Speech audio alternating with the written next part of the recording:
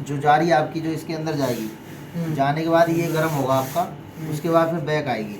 तो बैक आने में जब भी आप देखोगे जो मोटी वाली पाइप आ रही होगी, इसमें मोटा वाला पाइप ये वाला है, तो ये है, तो ये वाली जो पाइप है ये अंदर से ठंडक होकर उसके बाद आ रही है यहाँ। बाय द वे आपका कंडेंसर अंदर लीक हो गया है, तो आपने यहाँ कंडेंसर का आउट लगाना है और फिर आपका बाहरी फिल्टर आ जाएगा, और बाहरी सब कुछ आने के बाद इसमें अटैच कर देना है।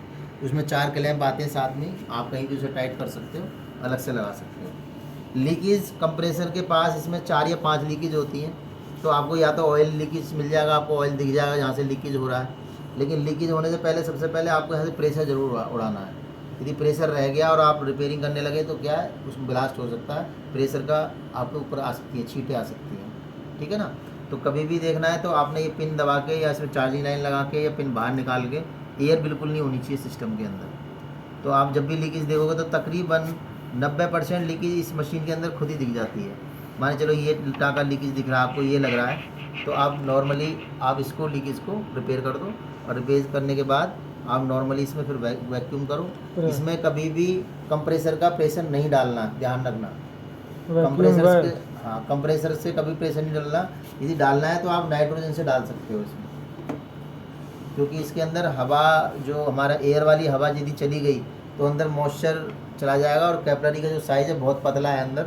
ये जो कैपिलरी लगी हुई है ये 28 से लेके 32 तक कैपिलरी आती है, तो उसमें बहुत छोटा सुराग है। यदि मॉइस्चर चला गया तो आइस में कन्वर्ट हो जाएगा, फिर आपकी मशीन चौक हो जाएगी, तो फिर आपको गैस डालने में दिक्कत आएगी। तो कभी भी एयर नहीं डालनी इसके अंदर।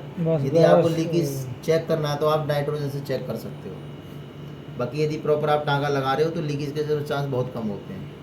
वैक्यूम गैस, ठीक है, सबसे पहले आपने देखना है इसके अंदर लीकेज कहाँ है। जब आपको लीकेज का मालूम पड़ जाएगी तो आप लीकेज को उसको देख के सबसे पहले यहाँ से प्रेशर उड़ाना है पिन 2 में।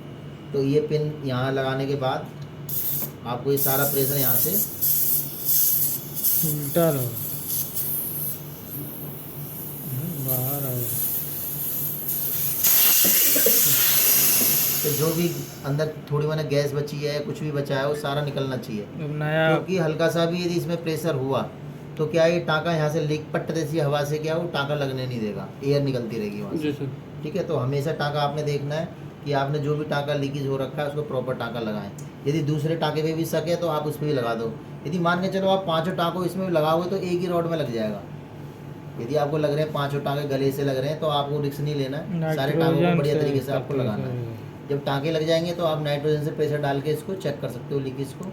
जब लीकेज चेक हो जाएगी तो फिर हमारा ऐसे ही इसको पिन बाहर निकालने के बाद आप इसको प्रेशर को उड़ा दो, फिर उसके बाद इसमें हमारा वैक्यूम का प्रयोग होगा। ठीक है, तो अब हम इसमें वैक्यूम करेंगे, फिर उसके अंदर हम गैस डालेंगे, फिर उसमें प्रेशर देखेंगे कितना है और एम्पियर में कितना फ़र्क आ रहा है वो चेक करेंगे। सर इसमें एम्पियर 9.5 कितना, तो अभी रोक दो, वो लाओ।